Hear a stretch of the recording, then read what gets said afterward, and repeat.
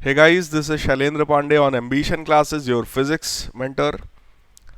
पिछले सेशन में मैंने आपको इक्विवेलेंट कैपेसिटेंस निकालना सिखाया था, लेकिन आज के सेशन में हम लोग उस पर बेस्ड कुछ और एडवांस मेथड सीखेंगे। तो आइए शुरू करते हैं बिना कोई टाइम वेस्ट किए हुए। So the concept is equivalent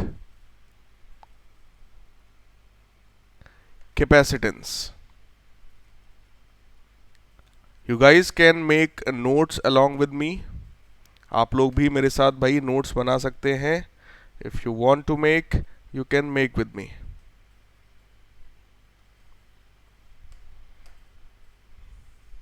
So this is equivalent capacitance. Here we are going to start now. Previous class में मैंने आपको कुछ डिफरेंट मेथड्स बताए थे, बट आज की क्लास में मैं आपको अगला मेथड बताने चल रहा हूं। That is the method number 3। Method number 3 हमारा कहलाता है by distribution of charge. By distribution of charge. Charge को डिस्ट्रीब्यूट करके we are going to solve या we are going to find out equivalent capacitance. तो आओ भाई देखते हैं एक न्यूमेरिकल की मदद से।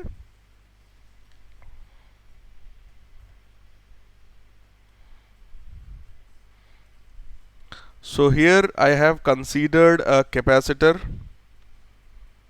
This is another capacitor, third capacitor, fourth capacitor, and like this.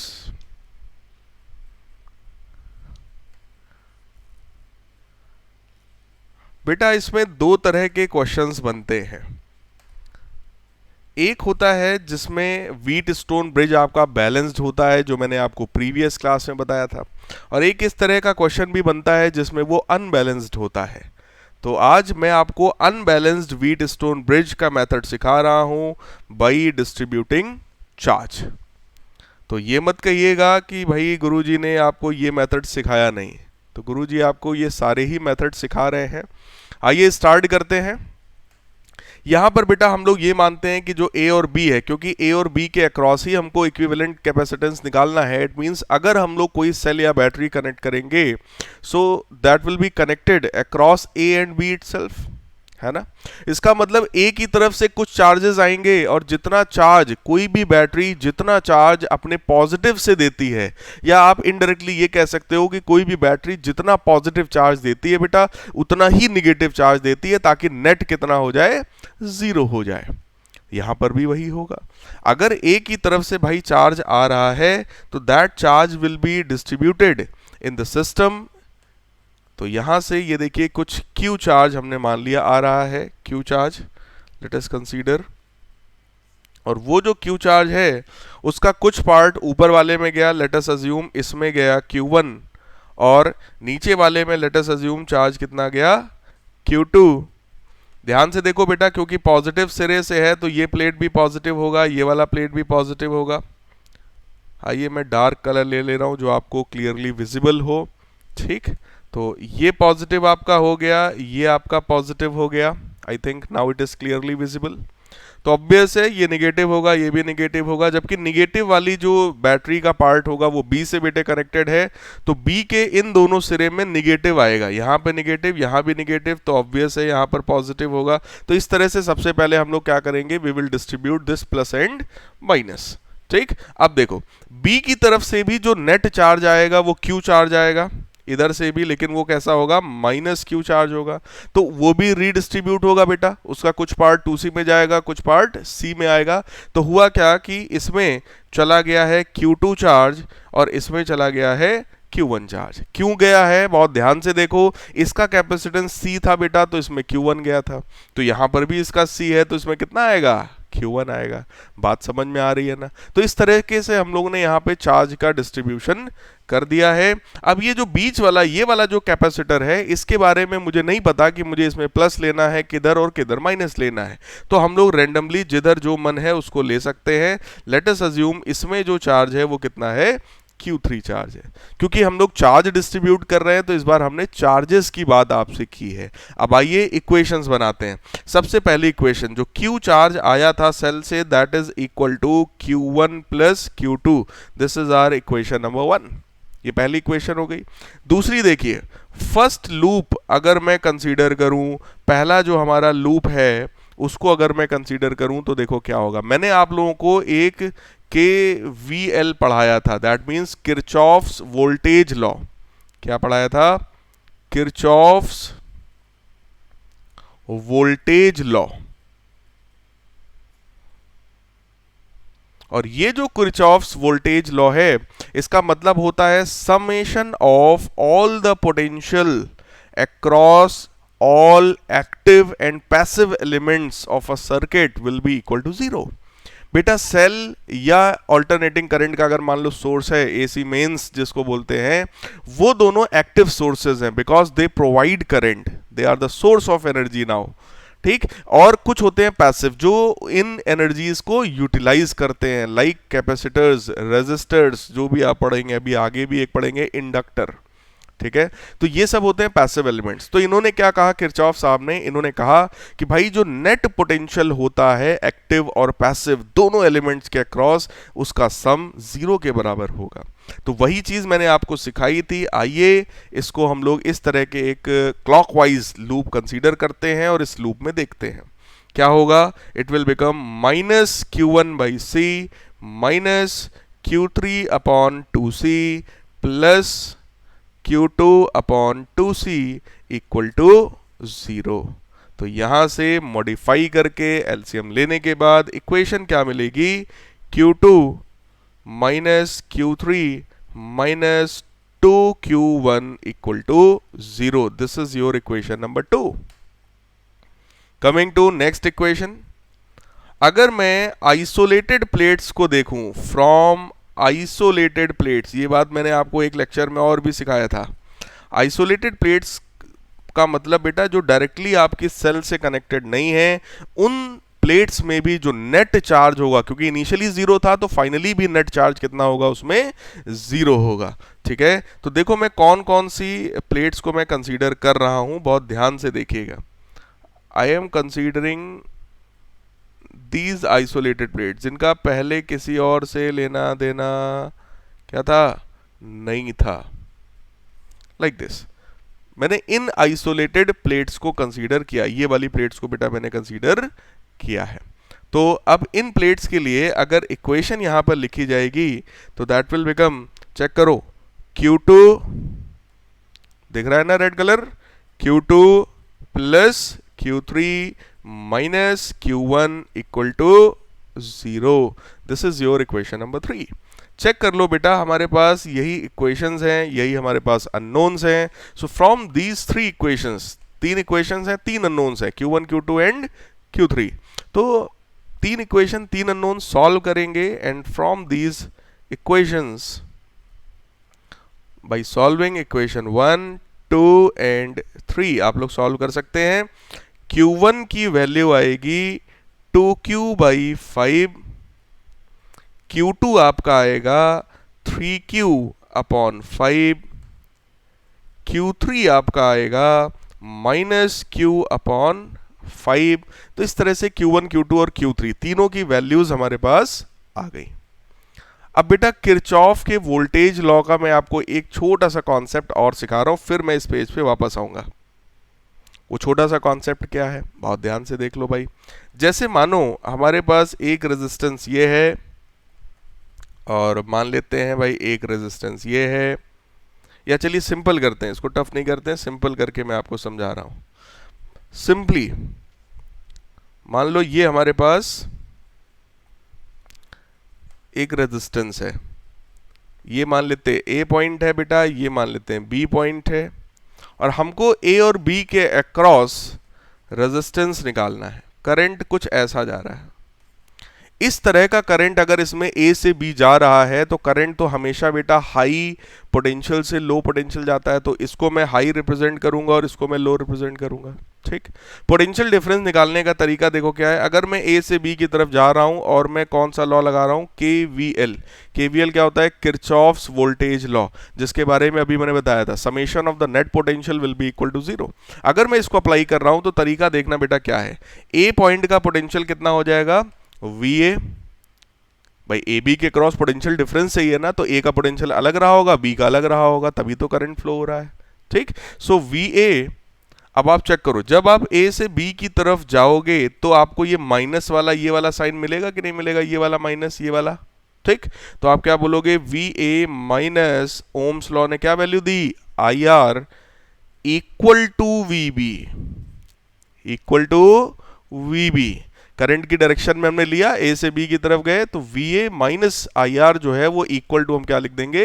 We B के बराबर लिखेंगे हमेशा। तो इसके बेसिस पर हमको V A minus V B मिल जाएगा, जिसकी वैल्यू बेटा कितनी है? आई आर है। आपका मन है, आप कहेंगे सर केवीएल में तो आपने कहा था समेशन वी की वैल्यू सर 0 होती है, तो आप ऐसे दूसरे तरीके से समझ लो भाई इसी चीज को। हर तरीका है भाई फिजिक्स में, यही तो अच्छी बात है। वी ए क्योंकि हाई पोटेंशियल था, ए का पोटेंशियल हाई रहा होगा, बी का पोटेंशियल लो रहा होगा, तभी तो भैया करंट ए से बी गया है ना। तो ये हो गया V A minus I R minus V B equal to 0। Minus मैंने क्यों लगाया? क्योंकि बी का पोटेंशियल कम था, लो पोटेंशियल था, इसलिए हमने लगाया माइनस। तो अब बेटा यहां से भी वही सेम वैल्यू मिलेगी, V A minus V B बराबर आई आर। तो इस तरह से हम लोग बेटा किसी भी सर्किट के दो पॉइंट्स के बीच का पोटेंशियल डिफरेंस निकाल सकते हैं। ये क्या है? It is the method of evaluating potential difference across any two points of a circuit. अब देखो यार, इसी चीज को, इसी कॉन्सेप्ट को हमने प्रीवियस स्लाइड में यूज किया। आ जाते हैं प्रीवियस स्लाइड में। भाई ये हमारी प्रीवियस स्लाइड है। कैसे यूज किया बहुत ध्यान से देखो, मैं इधर राइट साइड में इस पोर्शन में मैं लिखूंगा इन चीजों को। तो यहां पर मैंने क्या किया, मैंने यहां पर ए से होते हुए पी से होते हुए मैं गया सीधे सीधे, ये देखो ए से ऐसे होते हुए, ऐसे होते होते होते सीधे सीधे मैं गया बी की तरफ। समझ आ रहा है? चलो सुविधा के लिए मैं इसको पी नाम दे दे रहा हूं, या क्यू, जो आपका मन है आप लिख लो। ठीक। ए से होते हुए, पी से होते हुए मैं बी की तरफ जा रहा हूं। ठीक है। तो अगर आप अलोंग ए पी बी अगर देखते हैं आप अलोंग ए पी बी, तो आप क्या कहेंगे भाई? ए का पोटेंशियल मैंने क्या बोला आपको? वी ए बोला। वी ए, ध्यान से देखना भाई, वी ए रास्ते में कौन पड़ेगा? ये पहला वाला, ये वाला कैपेसिटर, इसकी वैल्यू कितनी है? Minus Q1 by C. Potential याद करो यार, वहां तो ओम्स लॉ लगाया था, यहाँ पे क्या लगाओगे? Q बराबर CV। तो V कितना होगा? Q बाई C, तो Q1 बाई C। फिर बेटा ये वाला मिलेगा, तो माइनस का इसमें चार्ज है Q2 और इसका कैपेसिटेंस है 2C, इक्वल टू किसके रख देंगे? VB के। तो बेटा VA माइनस VB हमारे पास आ जाएगा, पोटेंशियल डिफरेंस आ जाएगा, जिसका मतलब होगा Q अपॉन C इक्विवेलेंट। जरा सोचो यार, A से B के बीच का ही तो तुम इक्विवेलेंट कैपेसिटेंस निकालना चाहते हो, तो उसको मैं ऐसे भी तो लिख सकता हूं भाई, अगर मुझे A और B के बीच का पोटेंशियल डिफरेंस पता है तो मैं इस तरह से भी तो लिख सकता हूं कि पूरे सिस्टम का चार्ज हो गया Q, ठीक, कैपेसिटेंस हो गया C इक्विवेलेंट, और पोटेंशियल डिफरेंस हो गया VA माइनस VB। तो Q बराबर CV है, चेक कर लो यार, ये क्या लिखा हुआ है, ये क्या है? It is Q is equal to CV। तो इस मेथड से भी हम लोगों ने जब देखा तो this will be equal to Q1 by C plus Q2 by 2C, इसके बराबर हो गया। यहां से हमने क्या किया, हमने यहां से एलसीएम लिया बेटा। एलसीएम लेकर के भाई Q1 की वैल्यू हम लोग निकाल चुके हैं, Q2 की वैल्यू हम लोग निकाल चुके हैं। बोलो यार, सब कुछ तो पता है भाई। Q1 की वैल्यू कितनी है? 2Q by 5। तो आइए, so this is Q by C equivalent is equal to, Q1 की वैल्यू कितनी है? 2Q बाई 5, तो 2Q बाई 5C। Q2 की वैल्यू कितनी है? 3Q बाई 5, और नीचे यहाँ 2 पहले से था तो कितना हो जाएगा? 10C हो जाएगा। एलसीएम वगैरह यहाँ पे ले लो भाई, तो ये बन जाएगा आपका 7Q/10C। Q से Q हो गया क्या, कैंसिल, और C इक्विवेलेंट तुम्हारा यहाँ कितना आ गया, 10C/7। क्या आपको ये बात समझ में आ गई है? इस मेथड का यूज करके आप अनबैलेंस्ड व्हीट स्टोन ब्रिज का भी इक्विवेलेंट कैपेसिटेंस निकाल सकते हैं। क्लियर? देख लीजिएगा, कोई भी प्रॉब्लम आए तो आप पूछ लीजिएगा। आइए इसी टाइप के मैं कुछ अलग क्वेश्चंस की भी बात करता हूं जिसमें मैं इसी मेथड का यूज करने वाला हूं।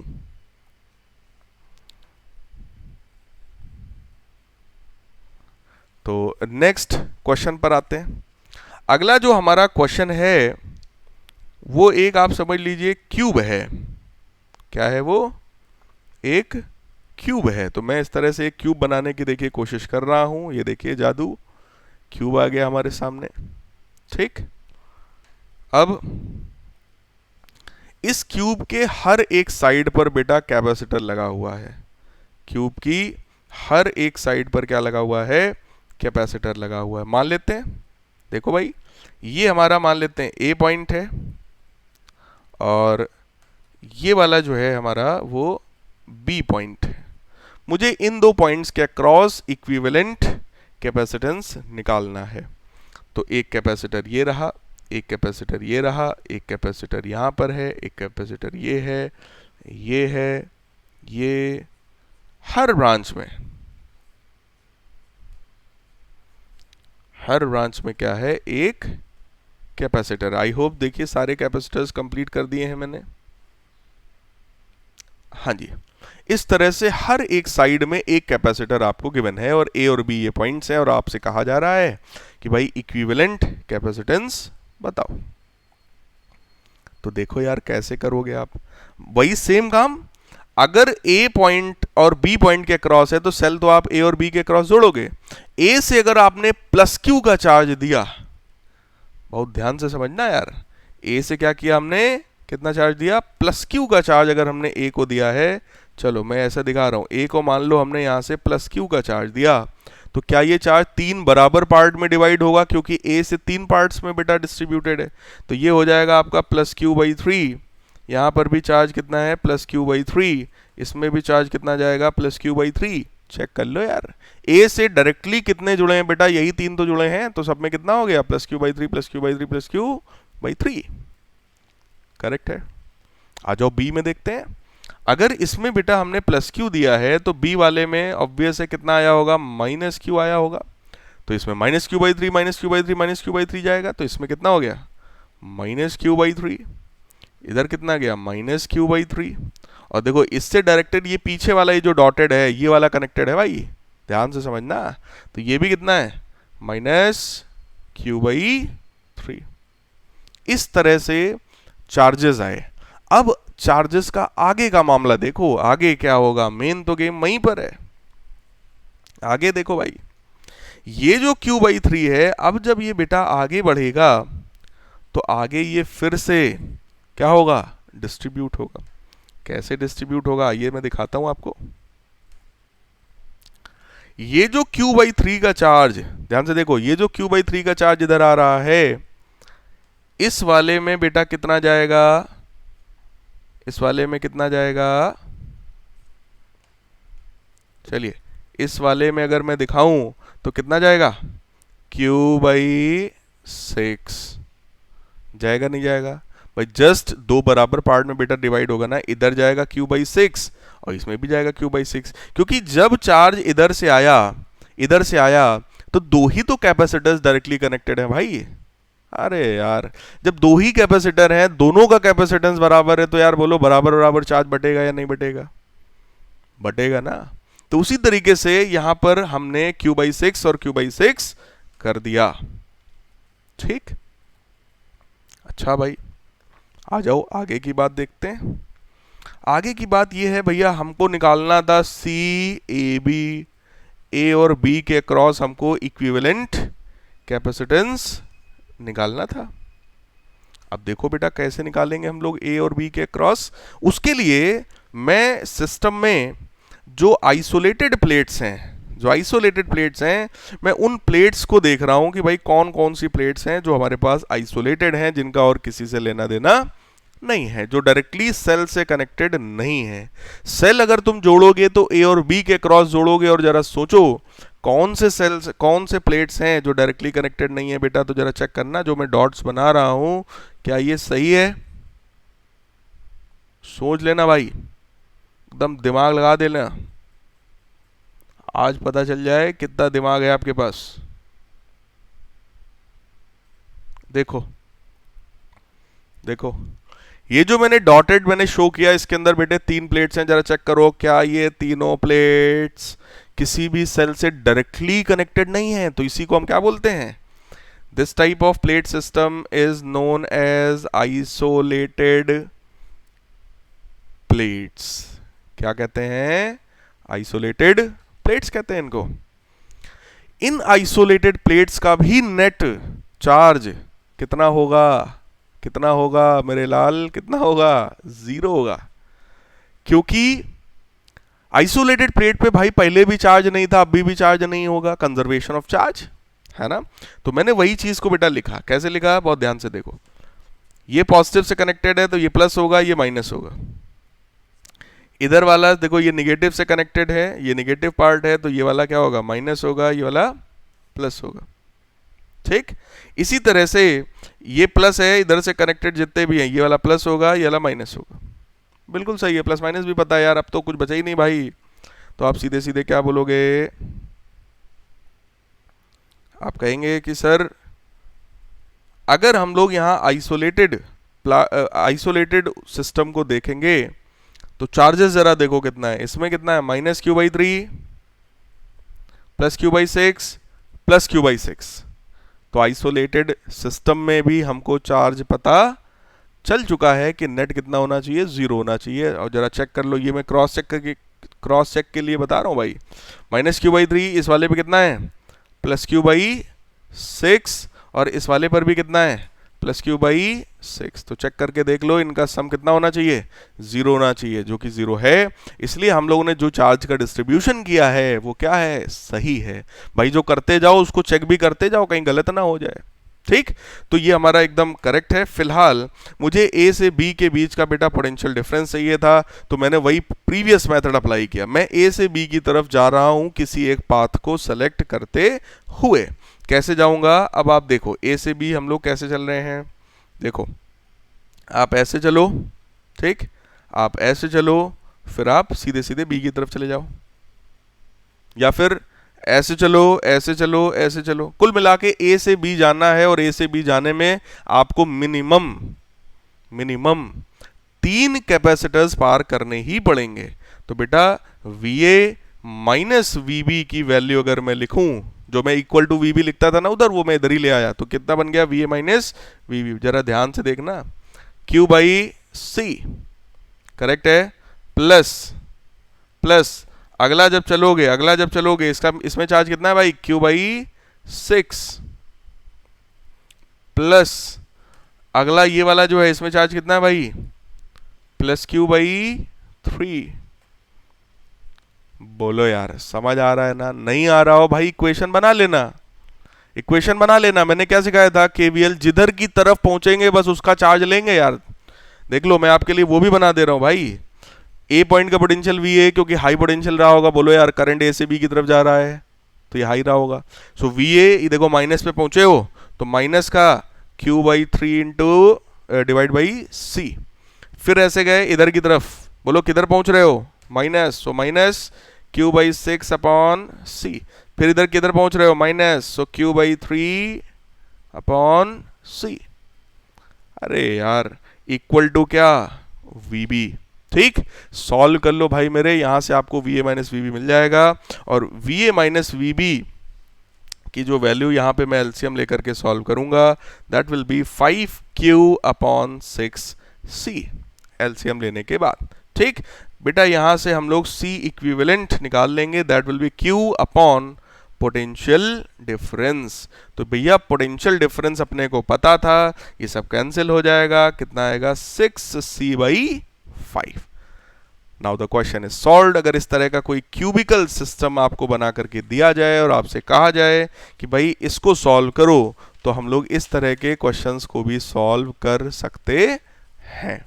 आइए अब मैं आपको कैपेसिटर के कुछ अगले कॉन्सेप्ट की तरफ ले चल रहा हूं, कुछ अलग कॉन्सेप्ट की तरफ ले चल रहा हूं। So this is our new page. आप लोगों को पीडीएफ स्लाइड मिल जाएगी। कई बार आपसे क्वेश्चन कहा जाता है कि अगर कैपेसिटर जो है उसको चार्ज किया जाए बैटरी के थ्रू और उसमें कोई डाइलेक्ट्रिक को हम इंसर्ट करें, तो डाइलेक्ट्रिक को जब हम इंसर्ट करते हैं तो कैपेसिटेंस पे क्या फर्क पड़ता है, पोटेंशियल पे क्या फर्क पड़ता है, चार्ज पे क्या फर्क पड़ता है, एनर्जी पर क्या फर्क पड़ता है, फोर्स पे क्या फर्क पड़ता है, इस तरह के क्वेश्चंस पूछे जाते हैं। तो इसको आप लोग कुछ एक नोट करके या कुछ स्पेशल पॉइंट जैसा भी जो भी आप लिखना चाहें, तो मैं इस तरह से आपको ये पूरे सारे एक एक पॉइंट्स में आपको समझा रहा हूँ नोट में, ठीक है। कुछ स्पेशल पॉइंट्स हैं, आप स्टार बना करके भी अपना लिख सकते हैं जैसे भी आपका मन हो, ठीक। इफ अ कैपेसिटर, चलिए मैं पूरा बता रहा हूं, if a capacitor is charged through a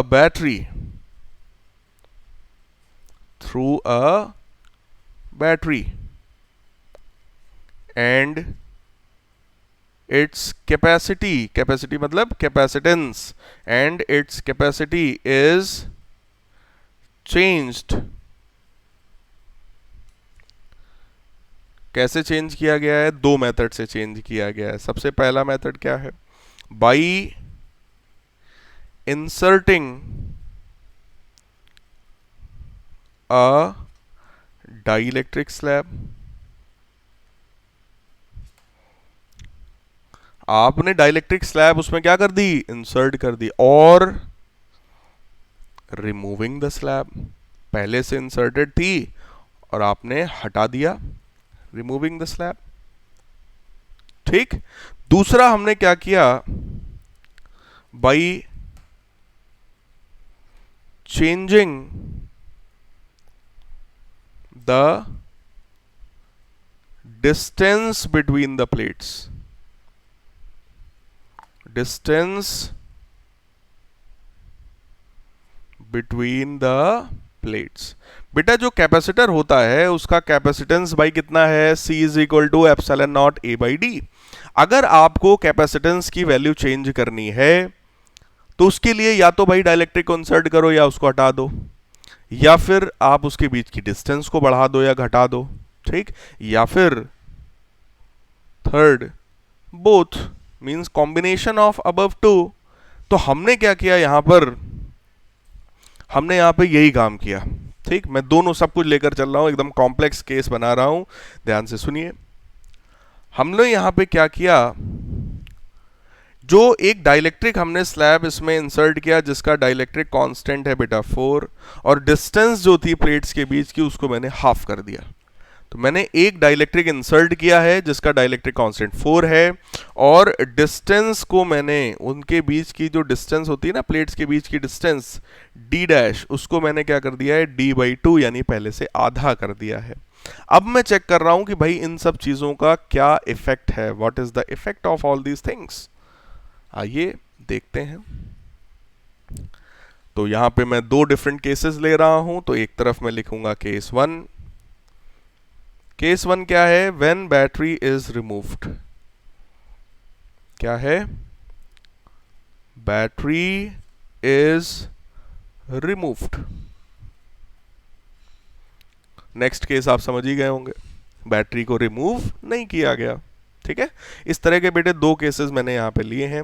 अब देखो, अगर बैटरी को रिमूव कर दिया गया है इसका मतलब क्या होता है, बैटरी काम क्या करती, जरा सोचो। बैटरी का काम था कांस्टेंट पोटेंशियल डिफरेंस मेंटेन करना, और वो बैटरी तो आपने हटा दिया, ठीक। बैटरी अगर आपने हटा दिया तो इस बार कॉन्सेप्ट क्या हो जाएगा कि जो चार्ज है उसमें, वो चार्ज बेटा कांस्टेंट हो जाएगा, charge will become constant. Battery हटाने का मतलब, पोटेंशियल तो कांस्टेंट नहीं है, लेकिन जितना वो चार्ज हो चुका है अब वो चार्ज कैसा है, कांस्टेंट है। हालांकि रियलिटी में ऐसा नहीं होता है, जैसे ही बैटरी हटाओगे डिस्चार्जिंग शुरू हो जाएगी भाई। लेकिन हम लोग आइडियल केस बेटा मान के चल रहे हैं, तो हमने मान लिया है कि वो चार्ज कांस्टेंट बना हुआ है। आओ अब कैपेसिटेंस पे इसका इफेक्ट देखते हैं। ठीक, तो आप चाहें तो यहाँ पर आप एक छोटी सी हेडिंग आप लिख सकते हैं। क्या लिख सकते हैं? इफेक्ट ऑन कैपेसिटेंस, कि भाई इस चीज का कैपेसिटेंस पर क्या इफेक्ट है। तो कैपेसिटेंस पर इफेक्ट भाई ये है कि जो C होता है वो हमारा K epsilon naught A by D बन जाएगा। ठीक, तो ये बन जाएगा, अगर आप ध्यान से देखो तो this is directly proportional to K upon उनके बीच का डिस्टेंस। K की वैल्यू तुमने 4 कर ली है, डिस्टेंस को तुमने आधा कर लिया है, तो जरा ध्यान से देखो d बाई 2 जो करोगे वो 2 भी ऊपर चला जाएगा। तो ओवरऑल कैपेसिटेंस जो है, मैं लिख रहा हूं यहाँ पे, जो कैपेसिटेंस है क्या वो पहले से 8 गुना हो जाएगा भाई? चेक करो यार, K की वैल्यू 4 रखो और D की वैल्यू d बाई 2 रखो, 2 ऊपर जाएगा, कितने गुना हो जाएगा? 8 गुना हो जाएगा। ठीक, अगला देखते हैं बेटा। अगला कॉन्सेप्ट है यहाँ पर effect on electric field. Capacitor plates के बीच की जो इलेक्ट्रिक फील्ड होगी E dash, that will B E by K। भाई इलेक्ट्रिक फील्ड तो सीधे सीधे खुद बता दो यार, इलेक्ट्रिक फील्ड सीधे सीधे डाइलेक्ट्रिक कांस्टेंट के इनवर्सली प्रोपोर्शनल होती है भाई। ठीक, तो सीधी सीधी बात है, इनवर्सली प्रोपोर्शनल टू K हो गया। और यहां से सीधी सीधी बात है कि भाई इलेक्ट्रिक फील्ड जो होगी वो पहले से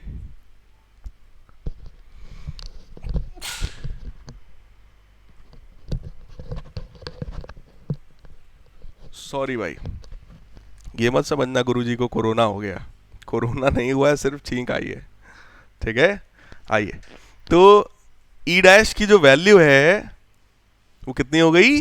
E बाई 4 हो गई बेटा, क्योंकि आपने यहाँ पे उसको 4 से डिवाइड कर दिया।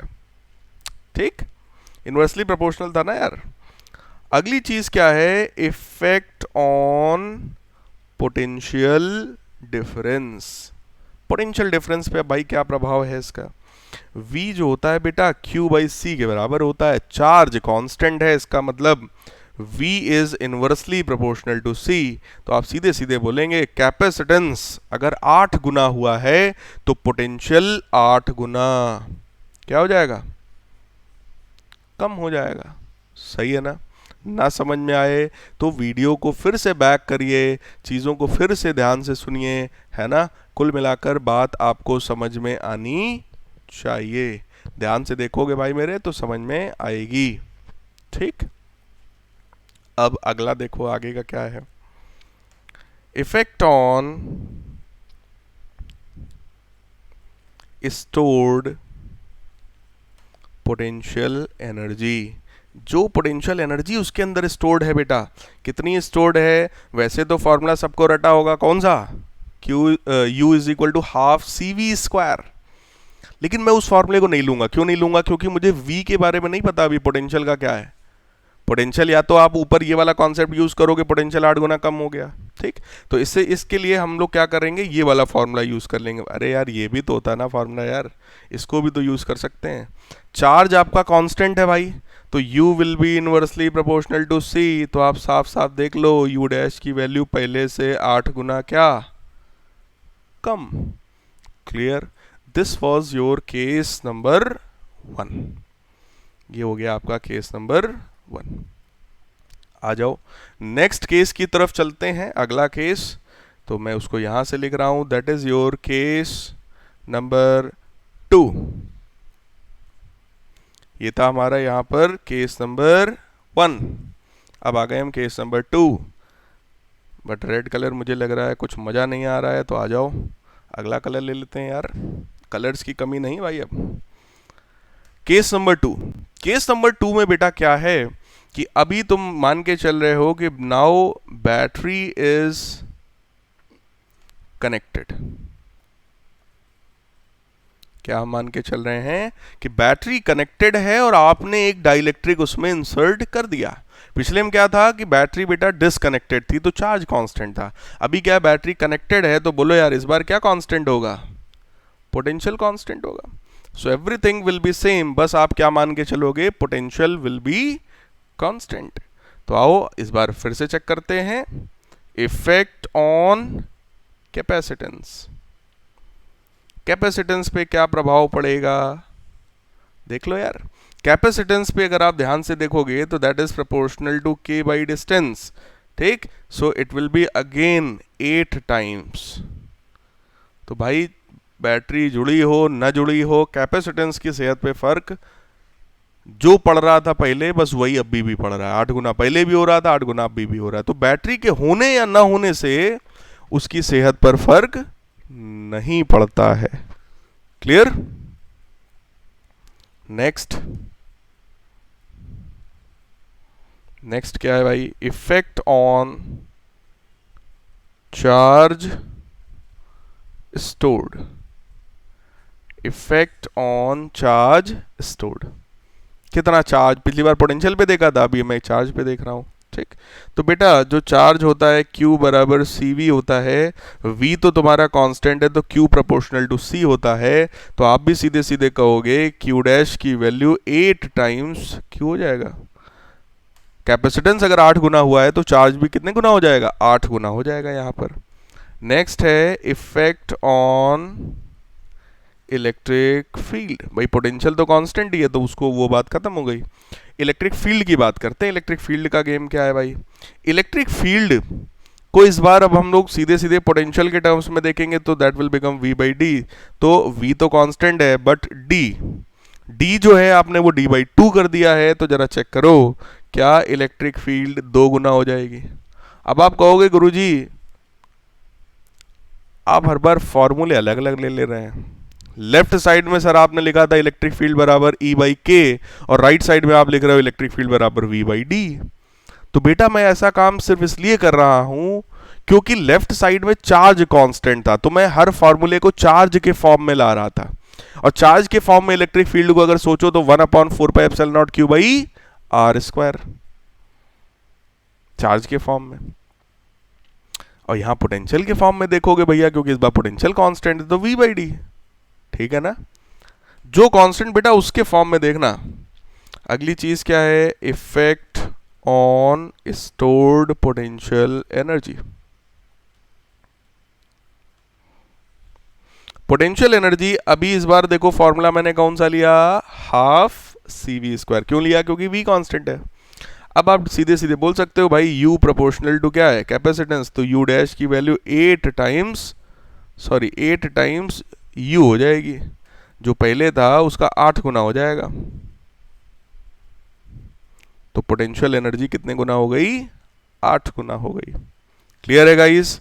तो आई होप आपको ये पूरा कॉन्सेप्ट समझ में आ गया होगा। तो आज के इस सेशन में इतना ही रखते हैं। इसके आगे का मैं आपको नेक्स्ट क्लास में पढ़ाऊंगा।